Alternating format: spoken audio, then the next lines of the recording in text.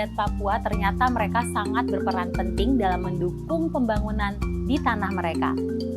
Banyak potensi luar biasa yang dimilikinya, mulai dari keunikan budaya, ragam adat istiadatnya, hingga keindahan alamnya. Namun sayang, masih banyak stigma pada diri mereka dan bahkan mengecam setiap aksi masyarakat Papua tanpa mendengar langsung dan tanpa verifikasi.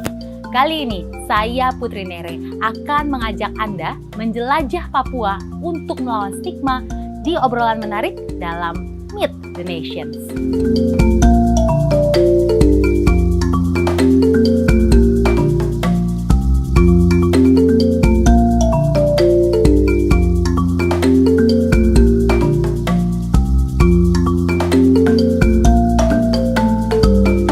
Sudah bergabung bersama saya di acara makan-makan kali ini. Bukan makan-makan tentunya ya, tapi memang ini makan-makan tapi dibalut dengan obrolan yang menarik di Meet the Nations. Saya sudah ditemani juga oleh Ibu Ruka Sombolonggini. Beliau adalah Sekretaris Jenderal dari Aliansi Masyarakat Adat Nusantara. Ibu Ruka, bagaimana kabarnya? Baik, selamat pagi, salam Nusantara, Onomi Nusantara. Reimai buat semua, khususnya di Papua. Siap Ibu. Baik, sebelum kita masuk ke perbincangan seru lainnya, saya memberitahu kepada teman-teman yang di rumah yang belum mengetahui mengenai apa sih itu tugas dari Aliansi Masyarakat Adat Nusantara. Kita simak yang berikut ini.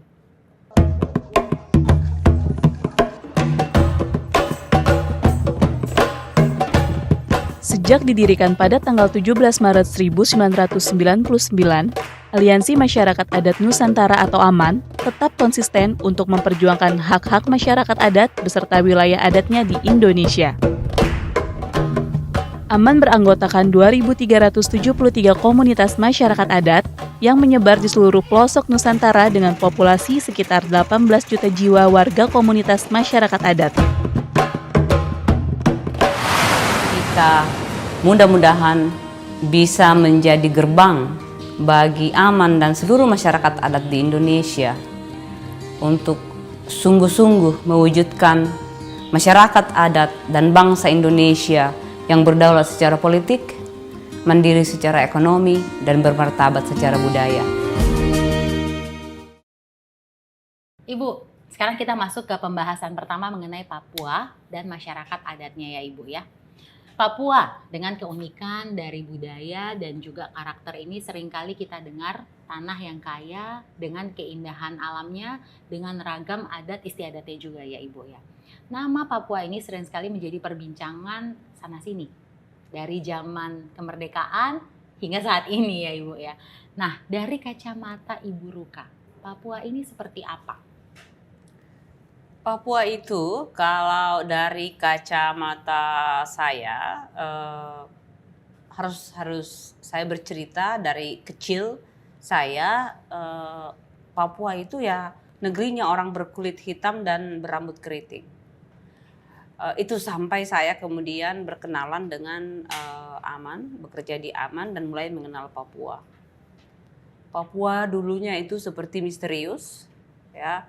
Seperti itu katanya dulu itu ada orang makan manusia di sana kerjanya, kanibalisme. Jadi itu adalah hal-hal yang saya dengar dari TV, dari radio, dari koran waktu saya besar dalam pemahaman seperti itu. Tapi kemudian saya mengenal Papua lebih dekat, lebih jauh lagi dan ternyata Papua itu penuh dengan kekayaan, penuh dengan keragaman hayati dan juga budaya yang sangat kaya. Jadi ada lagu tentang Papua yang mengatakan sungai-sungainya mengalirkan emas, itu benar ya. Akan tetapi itu juga sekaligus menjadi kutukan bagi orang Papua asli. Karena kemudian menjadi sumber perebutan berbagai kekuatan untuk bisa berbondong-bondong datang menguasai kekayaan orang Papua. Jadi seperti itu saya melihat Papua dan yang saya lihat di Papua kalau saya datang ke Papua itu adalah yang mabuk-mabuk di jalan itu adalah orang Papua. Yang biasanya keliling untuk hanya sekedar beli rokok harus meminta-minta gitu, itu adalah orang asli Papua. Dan ini adalah potret yang membuat saya sangat khawatir dengan apa yang terjadi dengan orang Papua. Menjadi seperti gelandangan, seperti tikus yang lapar di lumbung padi, dan bahkan dianggap pencuri di tanah sendiri. Oke, itu dari kacamata Ibu ya. Menurut Ibu bagaimana Papua itu. Nah sekarang Papua ini kan juga merupakan salah satu daerah yang masih memegang tradisi atau adat, masih kuat begitu ya Ibu Ruka. Nah struktur adat di Papua, ya struktur adat di Papua ini sangat dihormati, sangat dipatuhi begitu Ibu. Jika berbicara soal adat masih sangat ketat. Nah tentunya di sini kita melihat bahwa peran masyarakat adat itu sangat besar sebetulnya. Nah kalau kita berbicara mengenai masyarakat adat Papua, apa perbedaan antara masyarakat adat dengan masyarakat lokal? Nah, Lalu masyarakat adat Papua ini ada berapa jumlahnya dan apa yang mereka lakukan? nah, semua orang bisa menjadi masyarakat lokal, termasuk kita saat ini sedang lokal di Jakarta karena kita sedang jauh dari tanah leluhur kita. Tetapi tidak semua orang adalah masyarakat adat. Yang membedakan itu adalah bagaimana hubungan kita dengan tanah, hubungan manusia dengan tanahnya, punya sejarah asal-usul di atas tanah itu. Kita punya wilayah adat sebagai wilayah yurisdiksi hukum, di mana hukum-hukum adat kita berlaku, di mana tata pemerintahan dan sistem politik kita dijalankan oleh kelembagaan di Papua. Ada pemimpin-pemimpinnya, biasanya kalau kita lihat di Jayapura ya, daerah ini tuh ada sebut Ondo Afi, Ondo Kolo. Tanah di mana ada sistem nilai, di mana ada sistem pengetahuan kita mengelola sumber daya untuk kehidupan bersama-sama. Ada bahasa yang biasanya menunjukkan sangat khas, dan itu yang paling mendasari itu adalah wilayah adat. Wilayah adat sebagai piringnya, dan isinya adalah manusia yang punya sejarah dengan wilayah adat itu. Ada hukumnya, ada tata pemerintahannya, ada sistem pengetahuannya. Itu yang membedakan, dan masyarakat lokal belum tentu punya itu. Di Papua sederhana melihatnya. Masyarakat adat itu orang Papua, yang masyarakat lokal itu adalah transmigran atau pendatang-pendatang yang bekerja di Papua yang bukan orang asli Papua. Nah, kemudian ini ada berapa jumlahnya masyarakat adat Papua ini? Ini angka yang agak mengkhawatirkan, ya, karena Papua itu begitu besar, jumlah penduduk ini untuk saya bicara Papua Barat itu Provinsi Papua dan Provinsi Papua Barat. Provinsi Papua itu menurut data jumlah penduduknya 4,3 juta hektar, 3 juta penduduk. Akan tetapi orang asli Papua itu hanya 2,3 juta. Ya, jadi berimbang nih, agak ketat nih perimbangannya, hampir 50-50.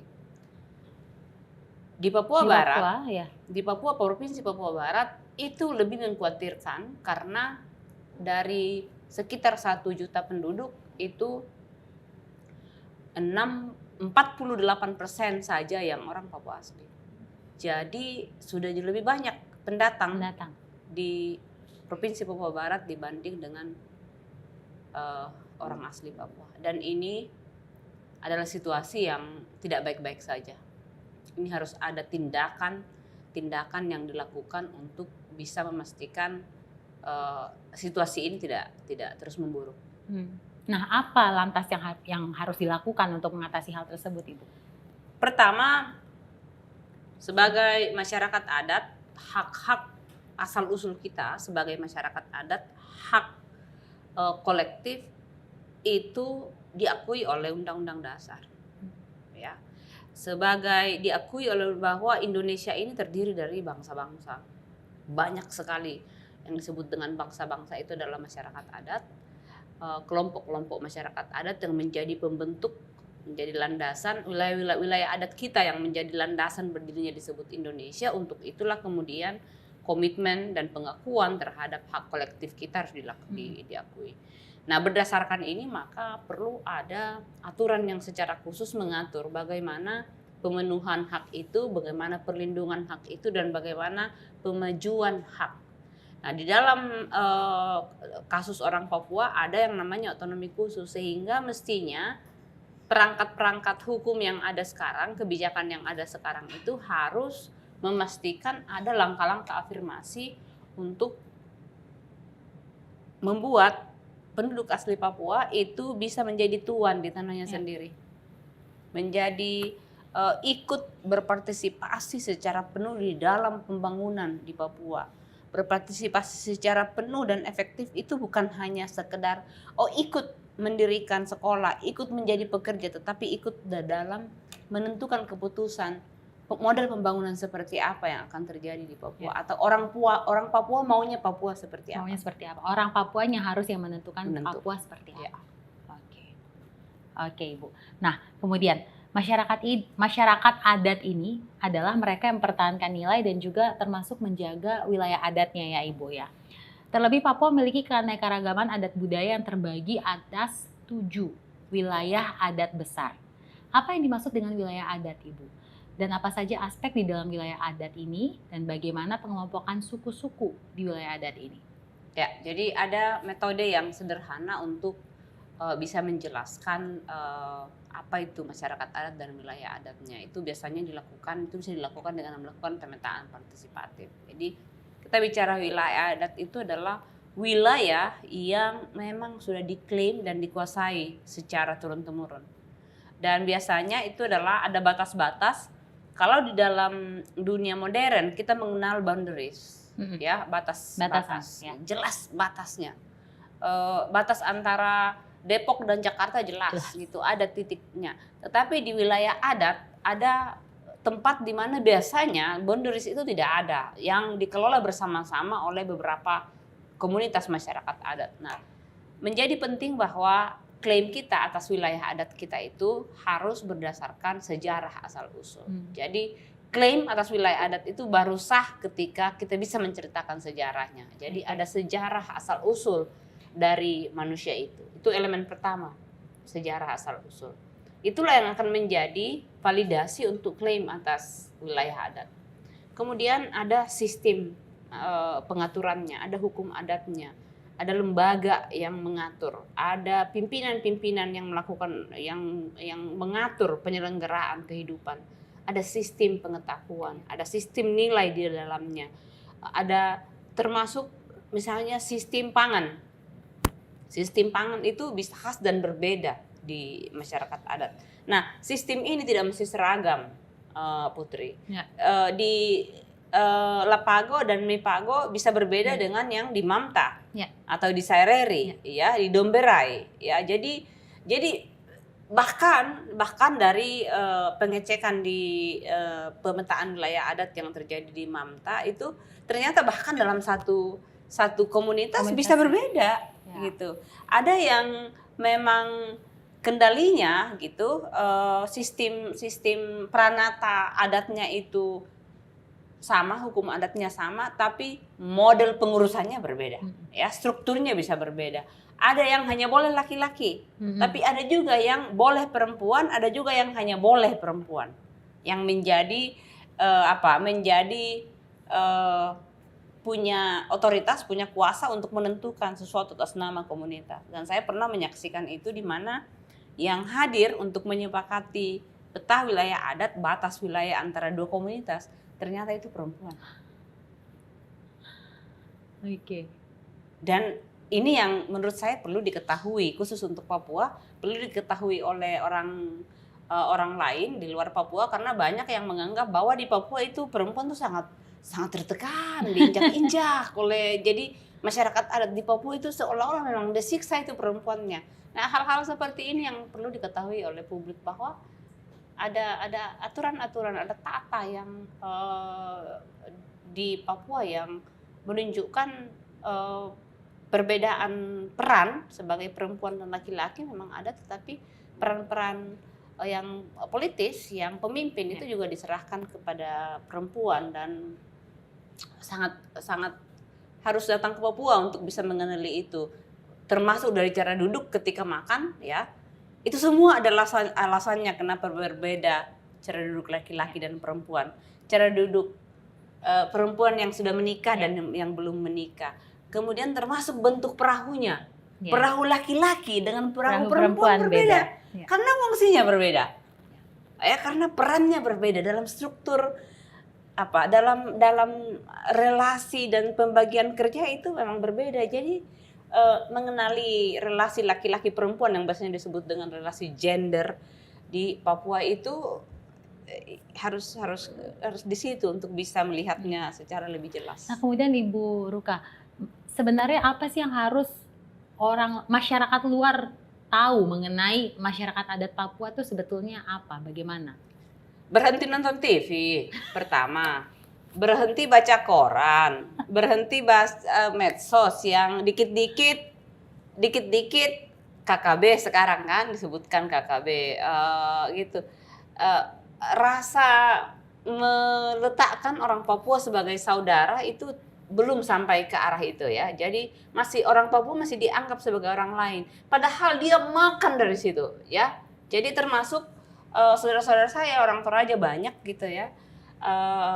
Banyak yang orang Papua begini, orang Papua begitu. Saya bilang, kau makan dari tanah itu, bisa-bisanya kau kasih begitu orang Papua. Jadi memang masih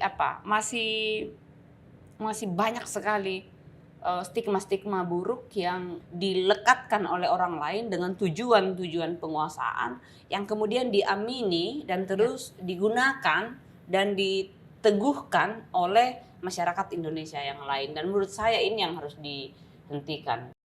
Orang-orang dari luar Papua harus bisa membuka pikiran untuk bisa melihat orang Papua sebagai saudara. Ya. Orang Papua sebagai saudara, sebagai kita semua ini bersaudara, baik masyarakat adat maupun bukan, ya sepanjang kamu orang Indonesia gitu, kita semua adalah saudara. Jembatan komunikasi budaya, antar budaya harus mulai dibangun, karena itu yang tidak ada sampai saat ini. Itu yang harus dibangun untuk bisa saling mengenali, untuk bisa misalnya kita kalau tidak saling kenal bisa saling benci, kan? Kamu siapa? Kau maunya apa? Gitu ya. Jadi hal-hal seperti itu yang perlu segera dibangun. Jadi harus ada komunikasi lagi ya Ibu ya supaya tidak terjadi kesalahpahaman lagi ya. Ibu Ruka. Ini piring sudah tersedia di depan kita ya, tapi kok makanannya masih belum kosong. ada. Masih kosong. Kayaknya kita panggil saja ya Ibu pelayan Pesan ya. makanan. Iya, pesan makanan ya. Mbak.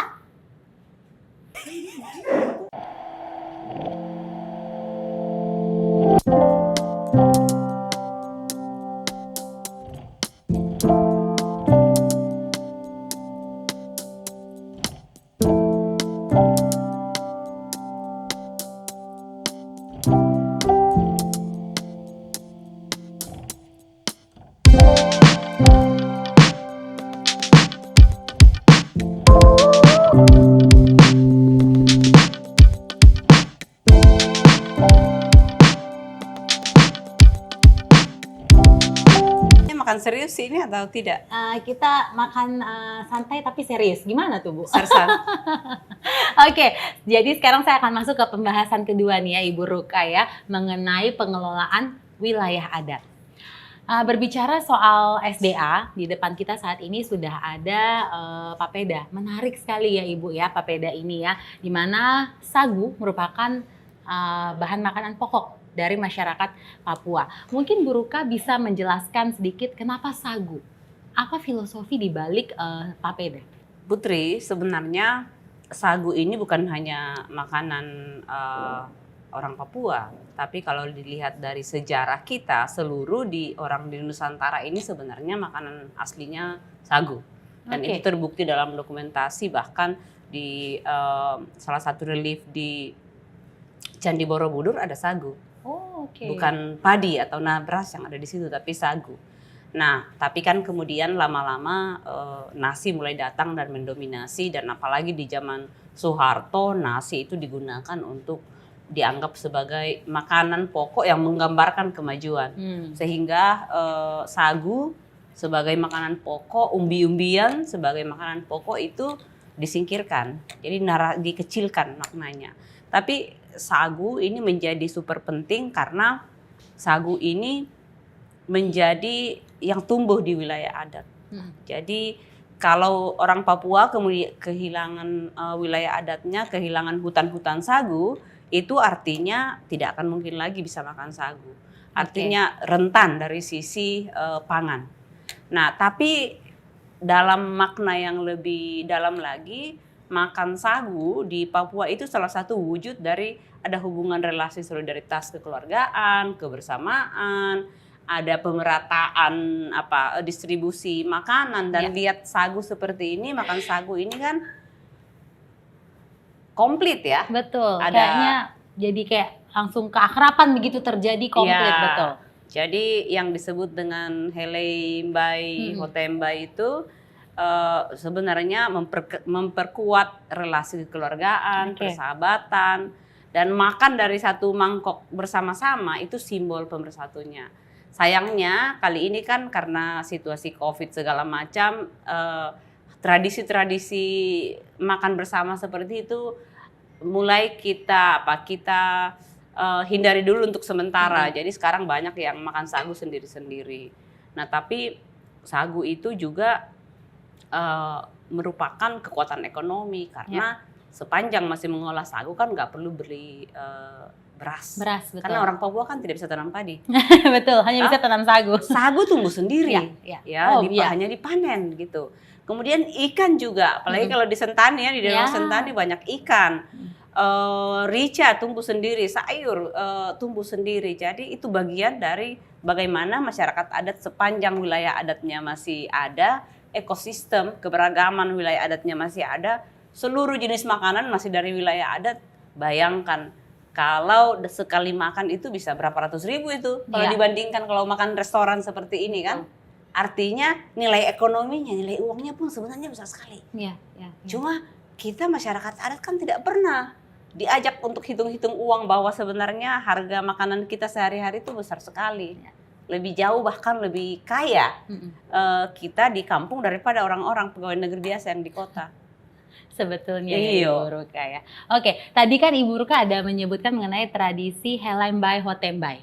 Tradisi ini kan merupakan wujud praktik masyarakat adat yang berkelanjutan ya Ibu ya. Kemudian di mana mereka turut berupaya untuk menjaga kearifan lokal.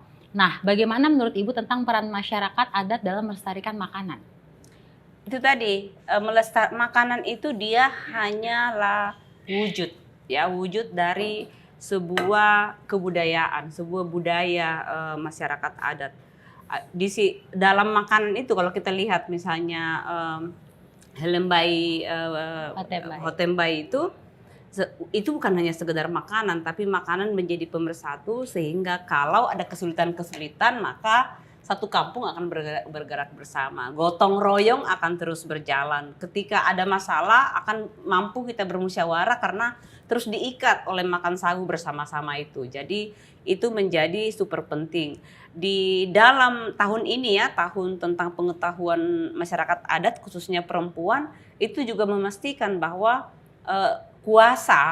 relasi kuasa di kampung itu tidak diambil dari perempuan, tidak meminggirkan ke perempuan karena urusan pangan, khususnya pengetahuan tentang pangan biasanya itu urusannya perempuan. Nah, kalau kemudian semuanya diganti dengan yang harus dibeli dari pasar, maka disitulah relasi kekuasaan antara perempuan dengan tua-tua adat, perempuan dengan laki-laki itu menjadi rusak. Disitulah banyak terjadi kekerasan di dalam keluarga dan di dalam kampung terhadap perempuan karena perempuan sudah tidak punya nilai lagi. Karena nggak mampu lagi menyediakan makanan-makanan tradisional. Tadi itu karena bagaimana mampu menyiapkan kalau tanahnya sudah menjadi sawit atau tanahnya sudah menjadi tambang atau sudah dipindah karena sudah menjadi sawah-sawah untuk transmigrasi. Oke. Begitu jadi Ibu ya. Oke. Ini semakin menarik, tapi kayaknya saya akan lanjut mengenai stigma yang sampai saat ini masih melekat ya Ibu pada diri masyarakat Papua. Seringkali kita mendengar berita gerakan dari masyarakat Papua ya Ibu ya, yang mengakibatkan bentrokan sana sini. Labeling pun terjadi, ya kan? Yang katanya orang Papua itu apa? Pendek sumbu. Yo, itu sudah sumbu pendek. Sumbu pendek. Cepat tersulut emosi, itu kita bilang sumbu pendek. Kemudian selalu melakukan tindakan kekerasan. Terus masih banyak lagi lah stigma-stigma yang lain begitu ya Ibu ya. Labeling ini menjadi dasar bagi publik, bagi masyarakat yang lain di luar Papua untuk mengecam setiap aksi masyarakat Papua tanpa mendengar langsung, tanpa juga verifikasi. Nah sebenarnya Ibu, dalam melihat atau memahami masyarakat Papua ini, kita harus memakai kacamata siapa sebenarnya? Ya, melihat orang Papua ya harus supaya kita adil, harus dari kacamata orang Papua. Jadi meletakkan diri, meletakkan kaki dalam sepatu orang Papua. Bisa kebayang jika seluruh orang-orang yang ada di Papua saat ini yang bukan orang asli Papua mengalami hal yang sama di kampungnya. Ada persoalan besar ketika stigma gitu dijadikan alat untuk mengalihkan perhatian dari mencari akar masalah yang sesungguhnya. Ya. Akar masalah yang terjadi di Papua itu bukan hanya dialami oleh orang Papua, tapi itu adalah khas yang terjadi di mana masyarakat adat berhadap-hadapan dengan perampasan wilayah adat dan sumber daya yang biasanya itu menggunakan alat kekuasaan negara dan keamanan. Masyarakat adat di framing pertama di stigma terkebelakang, tidak mampu mampu berpartisipasi dalam pembangunan, dianggap malas, tapi kalau ada apa-apa cepat marah, di frame sebagai tukang palak. Dan ada yang lebih dahsyat lagi adalah kita dianggap sebagai mengklaim wilayah yang begitu besar, tetapi jumlah penduduknya kecil sekali. Nah itu yang menjadi sebenarnya ini adalah alat yang digunakan untuk melegitimasi perampasan wilayah adat, untuk melegitimasi tanah-tanah orang Papua yang dianggap masih kosong. Jadi tanah Papua itu dianggap sebagai tanah yang kosong terlantar sehingga perlu didatangkan orang-orang dari luar tanpa duduk bersama-sama dengan orang Papua dan bertanya kira-kira orang Papua maunya apa sih. Satu yang tidak pernah menjadi perbincangan di publik atau tidak pernah menjadi bagian dalam mempertimbangkan pembangunan di Papua adalah bagaimana langkah-langkah afirmasi untuk orang-orang Papua. Ya, ada hak kesulungan orang Papua sebagai pemilik sah pemilik awal dari tanah Papua sehingga mereka yang harus didahulukan. Ibu tahan dulu sambil kita makan boleh? Oh boleh. Karena ini kayaknya makin seru. Jadi makan biar makin seru lagi. Kita bahas toh. Kita makan ini ikan kuah kuning. Ikan kuah kuning. Nah jadi kalau mau makan papeda itu kuah kuningnya dulu yang kita siram toh Ibu. Iya biar papedanya tidak lengket. Biar papedanya tidak lengket. Persis. Iya. Silakan Ibu. Ini yang di Zoom ya tidak bergabung ya. Yang di Zoom Bapak Sadrak maaf. Ini ikan apa ya? Ikan kakap.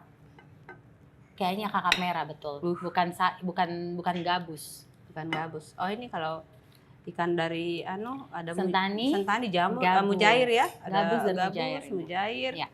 Nah ini, kalau di kampung saya kapurung, itu beda, bukan? kapurung. Karena di kampung saya itu sudah harus dibikin kecil-kecil, dicampur semua dan diletakkan dalam satu mangkok besar, baskom besar baru disendok rame-rame. Dan bentuknya sudah bulat-bulat kecil begitu. Iya, itu saya sudah. belum pernah coba sih, Ibu. Mungkin next ya saya bisa coba ya. Ya, saya bisa buatkan. Abdi juga. Ya, kami yang ada di rumah Aman itu rata-rata sudah jago membuat makanan-makanan tradisional seperti ini. Nah, kalau kami ekstra pedas. Biasanya dan kalau kurang pedas biasanya yang masak bilang colok di mata pasti pedas. Aduh, kasihan. Ya itu sudah. Itu sudah. Oke Ibu, berarti bisa lanjut yang tadi sambil kita makan. Tadi sudah sampai mana berarti? Tadi sudah sampai stigma kan terhadap orang Papua. Tadi itu saya bicara tentang hak kesulungan orang Papua, hak sebagai orang yang memiliki tanah itu dan seluruh sumber daya di dalamnya dari awal sebelum siapapun hadir di situ. Nah, kalau di dalam standar hak asasi manusia yang berlaku universal itu disebut sebagai sepanjang yang bisa diingat dalam sejarah.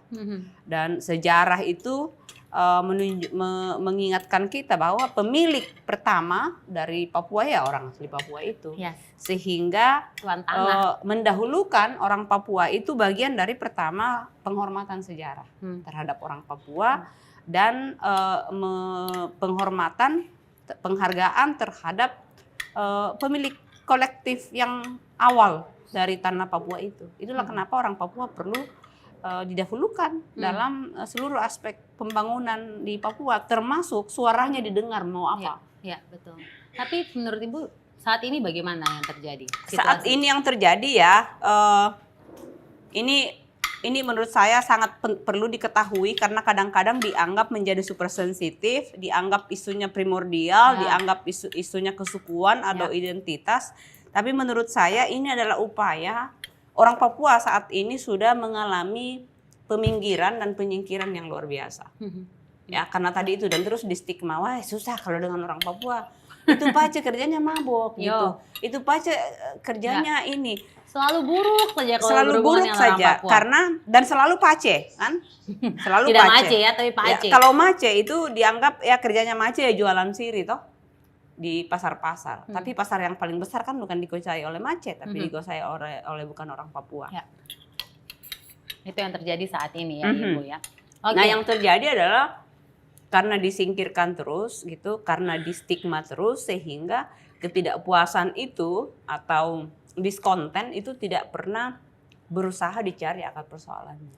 Tidak pernah duduk bersama dengan orang Papua dan jangan salah, temuan Komnas HAM menunjukkan bahwa di mana ada aktivitas perusahaan yang besar itu tinggi sekali kasus kekerasan dalam keluarga, kasus alkoholisme dan obat-obatan dan kasus HIV. Dan jadi ternyata berkaitan ya Ibu ya? Dan itu ada hubungannya dengan kehadiran perusahaan-perusahaan besar.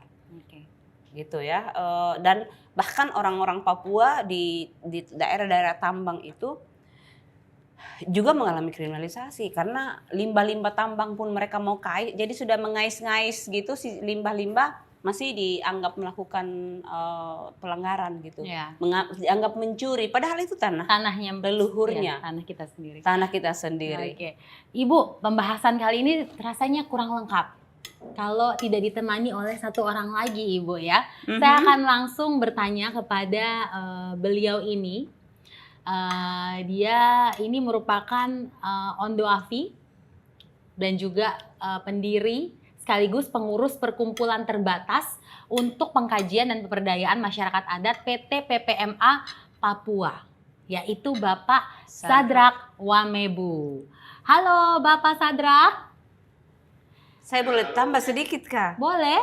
Jadi Bapak Sadrak ini yang sudah bekerja dengan masyarakat adat di Papua sejak tahun 80-an. Wow. Beliau ini yang bahkan sebelum kita menemukan istilah masyarakat adat di tanah air, beliau ini sudah bekerja dan mereka inilah yang salah satu yang menyepakati istilah masyarakat adat itu menjadi embrio lahirnya gerakan masyarakat adat di Nusantara, termasuk AMAN. Wow, Bapak luar biasa Bapak Sadrak.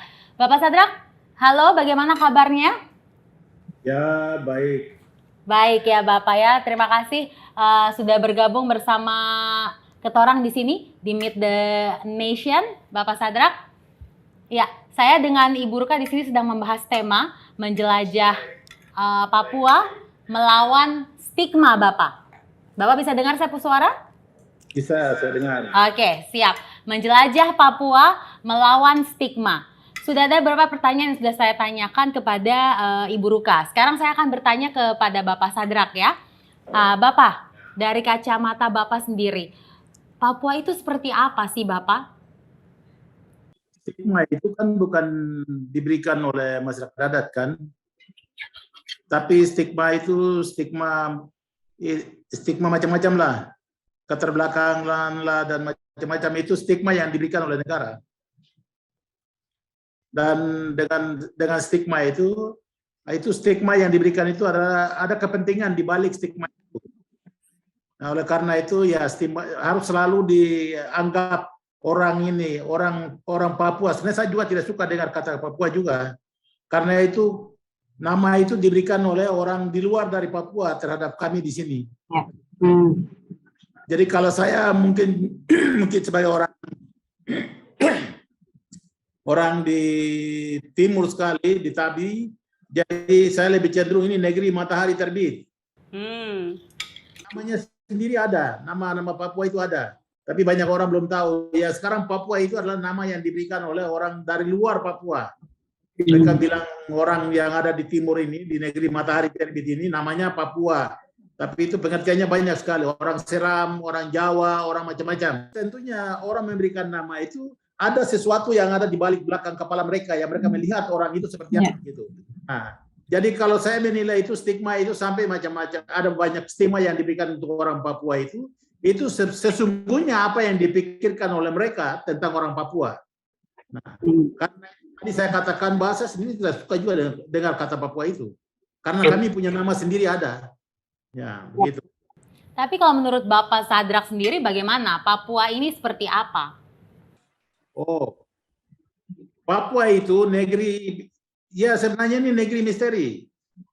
Kalau mau kasih tahu negeri di matahari di daerah matahari terbit di Nusantara ini negeri misteri. Sebelum negara ini ada, sebelum republik ini terbentuk ini, tadi Uruka sudah singgung sedikit dengan pangan tadi itu. Tapi saya hari ini harus kasih tahu sama semua orang di Nusantara bahwa kalau mau lihat sampai negara ini terbentuk juga itu ada catatan-catatan kecil yang tidak pernah terungkap. Kalau bukan ada Papua, negara ini tidak ada. Saya harus kasih tahu itu. Nah, tapi ini sudah terlalu jauh, tidak usah, kelasnya terlalu jauh, makanannya bertahun-tahun. Tidak perlu bicara yang terlalu seperti itu. Iya. Oke Bapak, sekarang saya akan lanjut ke pertanyaan yang lain. Masyarakat adat berperan strategis dalam pengelolaan SDA dan juga pembangunan tanah Papua, Bapak. Apa saja wujud nyata pelestarian yang dilakukan oleh masyarakat adat, Bapak? Sederhana saja. Hari ini kan konflik dan segala macam terjadi, tadi saya sudah dengar juga. Nah, orang Papua ini, kami di Papua ini, kami merasa bahwa kami ini hilang. Atas kami punya tanah, kami punya kekayaan alam segala macam, itu hak kami ini hilang. Dengan adanya negara ini, negara dibentuk, lalu kemudian atas nama negara, suku-suku lain, bangsa-bangsa lain datang eksploitasi kami punya kekayaan. Ya. Kami merasa kami tidak dapat perlindungan di dalam negara. Nah, karena itu saya pikir itu kita pertama itu negara harus akui. Nah, negara harus akui itu hak-haknya orang Papua di atas tanah dan dengan segala kekayaannya. Dan kalau mau ambil kami punya hak itu, mari kita dulu bicara sama-sama baik-baik.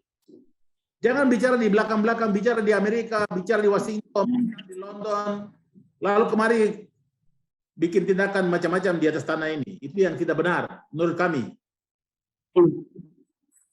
Oke.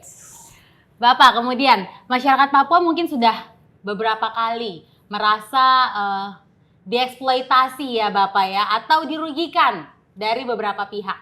Begitu juga dengan masyarakat di luar Papua yang mungkin sudah terbentuk pandangan negatifnya terhadap masyarakat Papua, Bapak. Nah, bagaimana kita harus memperbaiki ini menurut Bapak Sadrak? Siapa yang harus mendekati siapa menurut Bapak Sadrak? Menurut saya begini, negara ini yang punya negara ini masyarakat adat. Negara ini bukan punya investor, bukan punya lembaga-lembaga internasional. Negara ini punya masyarakat adat. Karena itu masyarakat adat itu harus diposisikan sebagai pemilik negara ini. Nah, satu mau baik-baik gitu, yang harus bicara itu tokoh-tokoh adat yang berbicara tentang tanah ini. Nah, saya di Papua ini, ketua bisa bicara ini gaya Papua saya bicara sekarang. Kami bisa bicara ini Nusantara ini. Kami bisa bicara. Siapa orang yang ada di Jawa yang dahulu kala yang ada di sana itu siapa? Siapa yang ada di Maluku, siapa ada di Sumatera, siapa ada di Kalimantan? Kami bisa bicara dari sini. Tapi kamu yang masyarakat adat yang lain di Nusantara yang lain itu, orang juga bicara kami. Seperti siapa kami ini? Nah, kalau kita bisa bicara itu dari hati ke hati, ya toh, kita bisa tahu kenapa bisa ada simbol itu. Kita beda-beda tapi sesungguhnya kita satu. Itu apa sebenarnya? Yang tahu itu siapa? Pengelola negara ini kah? Ataukah tokoh-tokoh adat yang tahu? Saya itu saja. Pengelola negara ini bisa 5 tahun ganti, anak satu ganti, yang kemarin lahir punya bisa ganti. Tetapi cerita ini tidak pernah diwariskan kepada pengelola negara yang anak-anak yang sekarang ini. Itu diwariskan kepada keluarga-keluarga tertentu yang punya garis darah, yang tahu tentang cerita tentang Nusantara ini. Itu saja. Ya. Oke. Jadi kalau menurut Bapak Sadrak sendiri, pendekatan apa yang bisa dilakukan?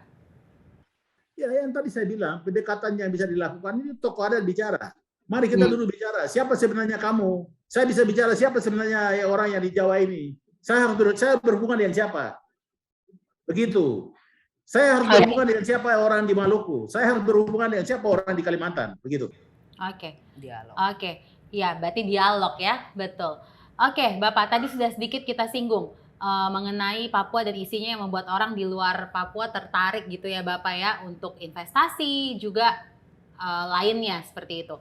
Nah, peran dan seperti apa posisi masyarakat adat dalam hal ini Bapak Sadrak? Ya, itu yang tadi saya katakan, investasi itu kan hubungannya dengan kekayaan yang ada di atas tanah ini kan. Nah, investasi untuk apa saja? Untuk airnya, untuk pohonnya, untuk tanah-tanam kelapa sawit, untuk tanam segala macam itu. Nah, tetapi selama ini kan masyarakatnya tidak diposisikan. Hak mereka itu seperti apa ketika investasi itu ada di atas tanah ini? Ini kan masalah besar di situ. Ini yang harus diatur ke muka dulu, lebih baik dulu memposisikan kami, karena perlindungan kita di situ. Hubungannya dengan negara-negara investasi, orang ini digeser, digusur. Dia tidak punya akses untuk mengelola sumber dayanya di dalam dia punya wilayah adat, di dalam dia punya tanah adat. Nah, ketika dia kelola itu hanya untuk dia hidup. Ini masyarakat dia kelola untuk dia punya kehidupan. Dia tidak kelola untuk orang lain, kepentingan orang lain. Kalau hari ini orang tanam kelapa sawit, itu bukan untuk kita. Itu untuk kelapa sawit itu dikirim untuk kasih makan orang di Cina, orang di Amerika, jual ke sana, lalu kemudian uangnya dipakai oleh investor, investasi, pengusaha-pengusaha yang orang perorangan di dalam republik ini. Terus kami yang lain, yang punya negeri ini, yang punya tanah ini dapat apa? Kesepakatan ini seperti apa yang harus dibuat oleh negara ini? Ya. Nah, itu saya harus juga bentuknya dalam bentuk pertanyaan, tetapi ya itu yang membuka untuk orang berpikir. Oke, Ibu Ruka mau menambahkan? Ya, yang disampaikan tadi itu yang juga saya sebutkan sebagai hak asli orang Papua, hak kesulungan orang Papua, itu kan diakui oleh Undang-Undang Dasar 45. Ya, negara ini berdiri mengakui bahwa ada para pendahulu, yaitu tadi masyarakat adat, sehingga yang disebutkan oleh Bapak Sadrak sebagai pemilik negara ini adalah masyarakat adat. Karena waktu Indonesia berdiri kan tidak bawa tanah dari langit toh. Nah, yang terjadi dengan situasi Papua, situasi masyarakat adat saat ini itu yang banyak kemudian menimbulkan perlawanan-perlawanan karena memang sejak Indonesia berdiri ini tidak pernah ada aturan yang membuat bagaimana negara dengan masyarakat adat itu merencanakan pembangunan. Ya, tidak ada pengakuan terhadap masyarakat adat. Yang terjadi adalah justru berbagai undang-undang yang lahir itu justru melegalisasi seluruh perampasan wilayah adat. Jadi perampasan seluruh wilayah di Papua itu sah secara hukum, tetapi tidak absah, tidak punya legitimasi karena sebenarnya bertentangan dengan cita-cita pendirian negara ini, bertentangan dengan Undang-Undang Dasar 45. Nah, inilah yang harus segera diluruskan sehingga seluruh peraturan-peraturan, seluruh tatanan pengaturan Papua bukan hanya tentang sumber daya alamnya tapi tentang juga manusianya, itu harus di restart dulu semua dengan meletakkan orang Papua sebagai subjeknya, sebagai pelakunya. Dan untuk Papua itu kan ada kewenangan dari Perdasus ya untuk bisa mengatur diri sendiri, dan itu diakui juga oleh standar hukum internasional di mana pemerintah menjadi bagian dari penandatangan dari perjanjian-perjanjian itu. Jadi emang harus mundur dulu ke belakang nih dan duduk bersama dulu, atur baik-baik pengakuannya seperti apa, undang-undang masyarakat adatnya harus ada yang dan khusus mengatur orang Papua seperti apa, bagaimana tadi itu para tokoh-tokoh adat harus bicara. Yang dimaksud itu adalah Ondo Afi, Ondo Folo. Dan Ondo Afi, Ondo Folo ini kan dia hanya sebutan untuk sebuah proses musyawarah di kampung. Ya, karena Ondo Afi, Ondo Folo kan juga tidak bicara sendiri. Ya. Ada proses musyawarah, ada proses konsensus membicarakan nasib di kampung mau seperti apa, mau pembangunan seperti apa, itu yang harus dibicarakan. Dan ketika perusahaan masuk, letakkan otoritas itu di pemilik tanahnya, bukan di pemilik yang suka kasih izin-izin itu. Seperti kalau di sini kan ada 2 saja yang memberi izin, ada 3. Apakah itu KLHK, apakah itu BPN, atau Minerba pertambangan. Oke, Ibu Rurka. Berarti sekarang saya kembali lagi ke Bapak Sadrak ya. Saya mau bertanya sekarang mengenai perlindungan seperti apa Bapak Sadrak yang bisa dilakukan oleh masyarakat adat agar wilayah adatnya ini tidak dieksploitasi untuk tetap menjaga manusia, menjaga tanah, menjaga hutan adat misalnya agar tetap pada tempatnya. Itu perlindungannya seperti apa Bapak Sadrak? Iya, jadi saya pikir kalau masalah soal perlindungan tadi itu kalau untuk masyarakat sendiri ya mereka lakukan, mereka musyawarah, mereka putuskan satu kawasan mereka itu untuk dikelola untuk kepentingan mereka itu seperti apa. Nah itu kan sekarang ini juga masih dilakukan juga. Nah prinsipnya tadi itu bahwa mereka tidak berbicara tentang individualistis itu, mereka yang bicara tentang kepentingan bersama. Satu komunitas itu bagaimana hak hidup mereka bersama, karena itu ada keterkaitannya hubungan-hubungan kekeluargaan segalanya. Jadi tidak ada satu orang pun yang punya hak pribadi sendiri, tidak ada. Saya pikir kita dasarnya di Papua yang namanya kita bicara adat itu adalah hak kebersamaan mereka. Nah, itu juga bisa diwujudkan dalam bentuk simbol-simbol apa juga yang sedang terjadi. Jadi bisa dilakukan. Nah, mereka melindungi kawasan hutannya, kawasan tanahnya, bahwa ini tanah ini kita pakai untuk kita punya kepentingan ini.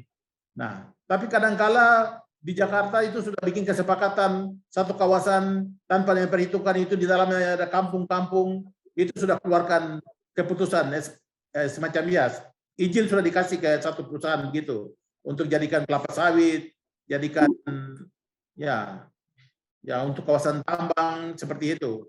Jadi seakan-akan bahwa apa-apa. Nah, ada pendatang baru yang namanya negara, dia datang, dia menguasai semua barang yang punya kami. Oke, sekarang kita beralih lagi Ibu ya, dan Bapak Sadrak ke pertanyaan selanjutnya. Saya akan bertanya kali ini kepada kedua narasumber mengenai aksi separatisme Papua.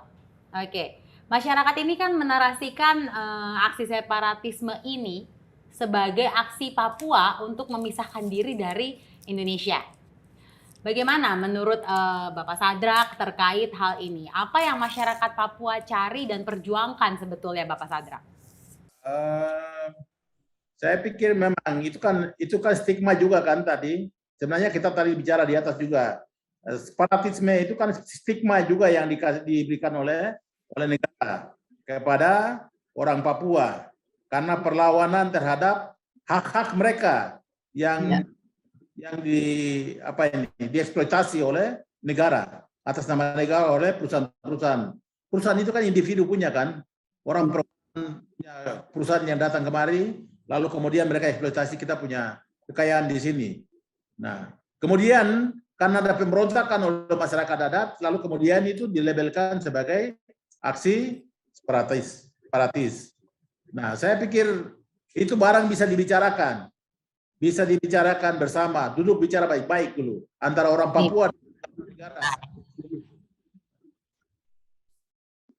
Jadi bagi saya itu separatisme untuk memisahkan negara itu juga itu yang diberikan oleh kelompok yang lain. Sejarah tentang separatisme, sejarah tentang untuk rencana untuk pemisahan negara dari republik ini, itu bom waktu yang ditinggalkan oleh Belanda. Sebelum Belanda pergi, sebelum Belanda bentuk negara ini. Nah, lalu kemudian negara ini dibentuk. Nah, makanya sudah ada negara ini masuk ke wilayah Papua ini tahun 60-an. Tahun 60-an itu sebenarnya sudah dipersiapkan oleh Belanda untuk Papua ini dibentuk jadi satu negara. Pada tahun 60-an itu orang Papua siapa yang mengerti tentang negara dengan baik?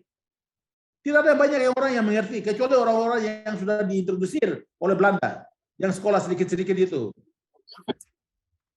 Lalu sekarang ini, setelah kenyataannya ada di dalam negara ini, hak-hak dirampas, hak-haknya orang Papua dirampas, maka membenarkan apa yang dibilang oleh Belanda dulu itu. Karena itu ya harus bangun negara sendiri, supaya bisa kita kerja sendiri. Karena kita punya hak diambil, kita dibunuh gara-gara kekayaan yang ada di sana Papua ini. Itu kan seperti itu. Menurut orang Papua itu. Kalau saya lihat itu orang dalam percakapan orang-orang Papua itu seperti itu. Tetapi saya ini mengerti betul bahwa itu juga dibuat oleh orang luar. Ya. Saya katakan bahwa saya sebenarnya tidak suka juga dengar itu kata Papua, saya tidak mau dengar itu. Karena orang Papua sendiri belum mengerti, orang Papua sendiri harus bicara tentang masa depannya. Masa depan orang Papua itu saja, tetapi ada banyak hal yang harus kami bicara. Oke, iya, oke Bapak. Sekarang saya beralih ke Ibu Ruka. Bagaimana menurut Ibu Ruka sendiri? Saya tidak bisa mengungkapkan lagi lebih dari yang diungkapkan oleh beliau. Jadi tadi itu ada urusan dengan stigma yang sebenarnya kepentingannya adalah kepentingan penaklukan dan penguasaan atas sumber-sumber kekayaan yang ada di Papua.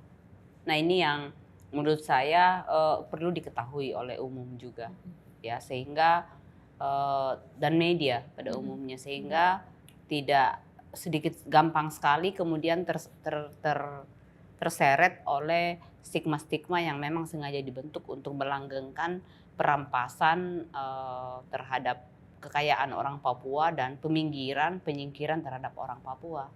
Jangan salah, data statistik minimal yang ada saat ini menunjukkan bahwa di Papua Barat itu jumlah perbandingan antara seluruh penduduk Papua Barat dengan orang asli Papua itu 46% saja, 48% saja orang asli Papua. Mendekati masih imbang di Provinsi Papua. Ya, kalau di Papua Barat 48%, kalau di Provinsi Papua itu masih setengah. Jadi dari 4,3 juta penduduk di Provinsi Papua, hanya 2,3 yang orang asli Papua. Jadi angka ini sebenarnya sangat mengkhawatirkan, ya. Dan kalau upaya-upaya perlindungan yang khusus, immediate, ya, harus disegerakan dalam kondisi seperti ini, kebijakan atau kerangka hukum perlindungan untuk orang Papua itu statusnya adalah sudah harus status untuk penyelamatan, karena kalau bicara dalam ruang yang lebih global lagi, mungkin nanti itu bisa diskusikan di kesempatan yang lain. Peran masyarakat adat tadi untuk menjaga alam itu 80% kekayaan biodiversitas dunia yang ada saat ini, 80% itu karena dijaga oleh masyarakat adat, termasuk di Papua. Nah, apakah Indonesia mau berkontribusi terhadap kehilangan 80% yang tersisa saat ini? Oke. Wow, saya jadi wow, oke. Oke, Ibu. Sekarang kita bicara lagi mengenai hal kecil apa yang membuat kita masyarakat Indonesia ini bisa saling menahan diri dan juga bisa merekonstruksi pandangan tentang kesukuan agar kita bisa berjalan bersama menjaga Bhinneka Tunggal Ika ini. Menurut Bapak Sadrak ini seperti apa? Bapak Sadrak dulu, saya persilakan untuk menjawab. Saya tadi sudah katakan, kalau kita mau merajut ini kembali itu, mari kita duduk bicara sama-sama baik-baik. Yang bicara itu tokoh-tokoh adat, ya tokoh adat di Papua, di Maluku, Sumatera, dan lainnya. Nah ini kita bicara yang bukan soal ya paling tidak yang tadi kita pertama sudah katakan bahwa hubungan antara suku-suku yang ada di Nusantara dengan Papua itu seperti apa? Itu kita bicara dulu. Nah, karena itu dasar daripada berpondasi daripada negara ini. Dengan demikian kita kasih tahu itu bahwa dengan demikian pengelola negara dia harus merumuskan kebijakan-kebijakan yang berpihak kepada kepentingan orang asli di Nusantara ini. Ya. Kalau kami tidak kenal tidak kenal suku-suku di Nusantara ini dalam hubungan cerita tentang penyebaran manusia di Nusantara ini, ya kalian tetap akan dianggap sebagai musuh. Sebaliknya, orang-orang di bagian pulau-pulau lain akan dianggap ini Papua sebagai musuh. Nah, kalau Papua juga bagian daripada Nusantara ini, mari kita dulu bicara dulu. Tapi sesungguhnya kita mengerti itu. Tadi saya sudah di awal saya sudah katakan. Saya mengerti tentang siapa yang di Jawa yang harus kita bicara berkomunikasi. Siapa yang ada di Maluku, di mana lagi? Di Kalimantan, di Sumatera yang harus kami komunikasi dengan dia. Kami tahu, ya. Ini barang ini kita bicara hal sebentar dulu. Yang kita sedang bicara hal-hal yang lebih ke spiritual. Nah, hal-hal yang jadi nyata, kenyataan yang terjadi itu setelah ada hal-hal yang disepakati di hal-hal spiritual, baru menjadi kenyataan. Di kenyataannya itu kita lihat dengan mata. Karena itu saya di sini saya mengerti apa yang dilakukan, tindakan yang dilakukan itu saya mengerti dari aspek spiritualnya. Nah, karena itu untuk menyatukan Indonesia ini dengan Papua itu mari kita dulu bicara secara spiritualnya dulu. Nah, itu hal yang tidak perlu bicara yang teknis, yang bicara tentang rapas tata ruang ke apa segalanya itu kenyataan dari hal-hal yang sudah disepakati di spiritual itu. Sekarang saya berikan giliran untuk Ibu Ruka. Bhinneka Tunggal Ika kan salah satu yang disebut sebagai identitas Indonesia, ya, dari awal berdiri itu yang disebutkan. Akan tetapi ada satu periode di mana sesungguhnya niat untuk Bhinneka Tunggal Ika itu tidak terlaksana. Jadi komunikasi antar budaya yang berbeda, yang beragam. Jadi negara ini kan terbentuk dari ratusan bangsa-bangsa kecil, ya, nations. Bicara nations yang beragam, yang berbeda satu dengan yang lain, mulai dari cara pandang, nilai, spiritualitas, makanan, ya, tidak ada tempat lain yang menyajikan papeda seperti ini, bahasa. Nah, ketika Indonesia berdiri itu ada komitmen tekad bulat untuk menyatukan, merekatkan, ya, barang yang berbeda-beda ini. Itu yang kemudian tidak pernah terjadi. Di zaman Soeharto itu menjadi parah karena sengaja justru dipertebal dindingnya. Jadi sengaja dipertebal dindingnya supaya lebih gampang dipecah kalau ada apa-apa tadi itu. Kalau mau disuruh berkelahi gampang gitu ya, disuruh saling membenci gampang. Yang muncul itu adalah di tengah-tengah ketidaktahuan, maka yang akan muncul adalah a priori sinis. Oh, orang Papua begini. Sampai sekarang ya, kita masih, orang Indonesia itu kan sangat rasis, ya, khususnya terhadap orang Papua gitu. Jadi kalau kita lihat di mana-mana orang Indonesia masih ada yang panggil orang Papua Negro. Itu karena kita tidak pernah membangun jembatan dialog antar budaya. Di zaman Soeharto itu menjadi sangat efektif untuk menyeragamkan karena sudah ada budaya yang dianggap jauh lebih unggul sehingga itu yang harus menjadi standar. Diseragamkanlah semua, mulai dari baju seragam ini segala macam. Semua orang Indonesia kalau hari Kartini harus pakai kebaya, padahal kita juga punya baju adat masing-masing toh. Semua harus pakai semuanya mulai dari kepala sampai kaki. Nah, itu yang kemudian tidak pernah terjadi sehingga sangat pecah. Dan yang paling efektif itu sebenarnya yang menurut saya ini perlu diketahui adalah dibikin hipersensitif kemudian. Karena tidak punya kesadaran tentang budaya yang lain, jadi kita diisolasi, ya masing-masing itu diisolasi sehingga menjadi hipersensitif. Ada sedikit dicolek langsung meledak, langsung ini, dan menggunakan ada istilah-istilah yang selalu digunakan untuk memastikan bahwa orang Indonesia tidak saling mengenali. Tadi disebutkan orang Papua ingin tahu siapa itu orang di Sumatera, di Kalimantan, di Sulawesi, di Jawa sana. Tapi itu tidak pernah dibiarkan. Yang terjadi kemudian adalah itu tadi. Muncul ya kesimpulan-kesimpulan karena hanya itu yang dilihat di media. Ya, tentang orang Papua yang begini, yang begitu, belum lagi film-film Epen Upin segala macam. Tapi kita dilarang untuk membicarakan keberagaman. Bicara keberagaman sedikit langsung enggak boleh, itu sarah. Jadi menjadi alergi, dipaksa untuk tidak berkomunikasi, saling tahu, saling kenal, dan jaring-jaring mestinya kan Indonesia ini seperti mosaik yang indah ya, yang terjalin, ada yang menjalin mosaik ini, tapi itu yang tidak terjadi sampai hari ini. Tidak ada perekat itu yang terus terang kami selama ini ya dalam 20 tahun terakhir kami lakukan di Aman. Begitu dia bergaul agak lama di Aman, agak mulai tuh luntur tuh, ya stigma-stigma terhadap suku-suku yang lain, bukan hanya terhadap orang Papua, tapi terhadap suku yang lain. Ya. Oke, ini pertanyaan terakhir untuk Bapak Sadrak. Di sini saya dengan Ibu Ruka sedang menikmati papeda Bapak Sadrak.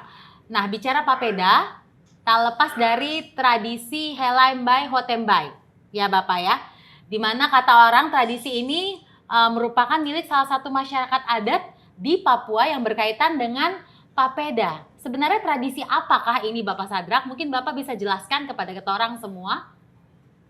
Ya, saya pikir itu tadi kalau diterjemahkan dia itu satu rumpun, satu kehidupan. Nah, maksudnya itu disimbolkan sagu itu selalu tidak sendiri. Itu ada satu pohon sagu berdiri itu ada rumpun, ada satu rumput sagu atau satu kawasan hutan sagu begitu, hutan sagu ya begitu. Jadi di dalamnya itu satu kelompok bersama. Jadi kalau satu sagu mau ditebang hari ini berarti satu keluarga besar itu akan kumpul untuk mengambil patinya. Makan. Dan akan mereka kumpul makan bersama. Nah, jadi itu adalah makanan utama, makanan adat. Kalau ada acara pesta adat harus ada sagu. Kalau tidak ada papeda itu pesta adatnya itu tidak lengkap. Seperti itu. Nah. Oke, terima kasih banyak Bapak Sadrak sudah bergabung bersama kita orang di Meet the Nation. Sangat bermanfaat sekali insight yang sudah Bapak sampaikan untuk kita semua. Semoga kita orang bisa ketemu langsung nanti ya Bapak ya. Terima kasih sudah bergabung. Bapak bisa silakan meninggalkan kita melalui Zoom tentunya. Iya, sampai berjumpa Bapak Sadrak. Terima kasih. Selamat sore. Iya. Nah Ibu, kita kan sudah selesai makan papeda. Enak sekali. Enak sekali toh. Tapi rasanya kurang lengkap ya. Kalau makan papeda tidak ditemani oleh makanan yang lain. Jadi kita akan pesan yang lain ya Ibu ya. Boleh ya? Siap.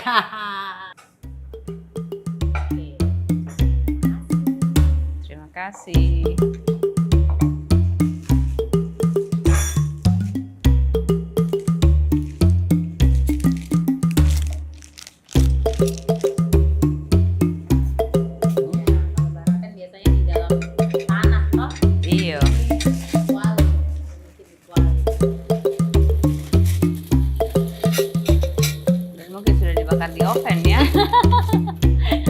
Jadi dipadu-padankan modern dengan tradisional. Itu yang disebut dengan inovasi. Inovasi, betul. Dan hanya dengan inovasi lah kemudian seluruh ilmu, pengetahuan dan praktek-praktek tradisional masyarakat adat bisa bertahan. Dengan inovasi ya. Karena Ibu, ya? selalu ada inovasi. Kalau tidak mampu atau tidak terbuka untuk inovasi, maka dia akan hilang. Iya, makanya harus inovasi jadi bisa bertahan terus. Ini bagian dari inovasi. Salah Betul. satunya supaya kita bisa makan di sini tuh. Iya, betul. Pasti rindu kampung halaman. Betul, tuh kalau pasti rindu. begini. Saya selalu kalau misalnya di Jakarta makan makanan Papua ini pasti selalu ingat kampungnya Ibu, rindu Iya. kampung halaman toh. Makanya kalau ada orang yang datang ke Jakarta, pasti selalu saya ajak untuk makan ke sini Ibu. Ibu silakan. Pengen lihat rasanya, Apakah sama? pengen coba Silakan, apakah Ibu dulu. rasanya otentik. Ini pakai daging apa? Ini pakai daging ayam Ibu. Oke. Sudah ada sayur-sayurnya lengkap, terus kemudian ubi-ubiannya juga lengkap. Iya, kita Ya. Seperti sayur labu. Ini rasanya betul-betul lagi di sana ya. seperti barapen di pegunungan ya, di pegunungan Iya. Papua. Apa tadi? Lepago dan Mepago. Mepago ya, ada 2 wilayah, 7 wilayah adat, 2 wilayah adat yang Di gunung makanan pokoknya ini barapen. bersama dengan umbi-umbian. Iya, bersama dengan ubi-ubian. Ini makanan pokok mereka ya, dan biasanya kan bakar batu tidak setiap barapen kan tidak setiap Tidak saat. setiap, betul. Setiap ada occasion saja, occasional. Setiap ada perayaan, betul. Perayaan atau zaman dulu habis perang, habis panen, Ya, lagi ini gitu betul, kan. betul sekali Ibu. Jadi memang setiap saya punya teman atau keluarga yang datang ke Jakarta, Ibu pasti kalau mau makan makanan Papua, saya ajak pasti selalu ke sini untuk makan ini barapen, ya. Ini barapen. Terus ini juga ada yang namanya kue lontar, Ibu. Tuh, ini enak sekali kue lontar ini, ya.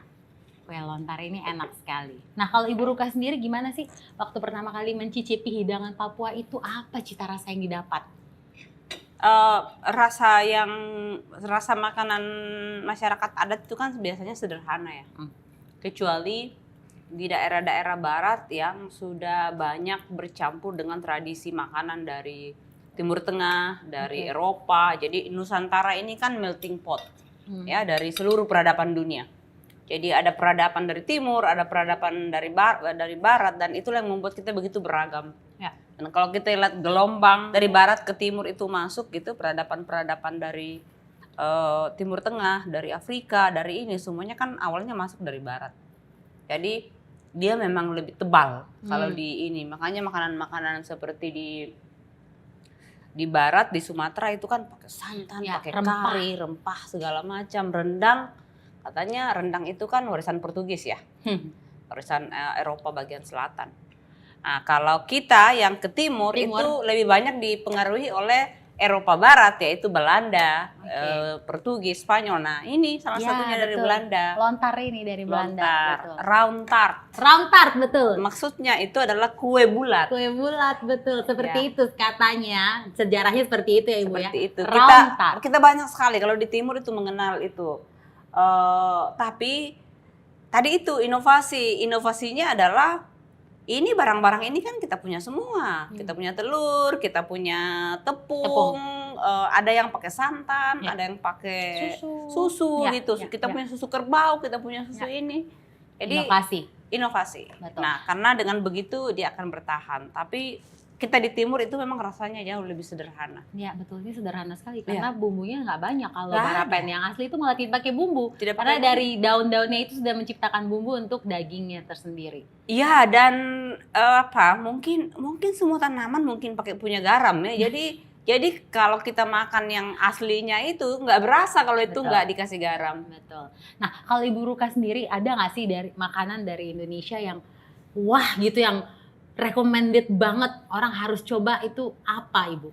Kalau saya itu semua makanan itu enak dan enak sekali. Tapi untuk makanan-makanan tradisional menurut saya ada makanan-makanan khusus yang memang hanya kalau bukan orang asli itu hanya orang yang bernyali yang akan bisa makan makanan seperti itu ya. Misalnya makanan-makanan seperti ini.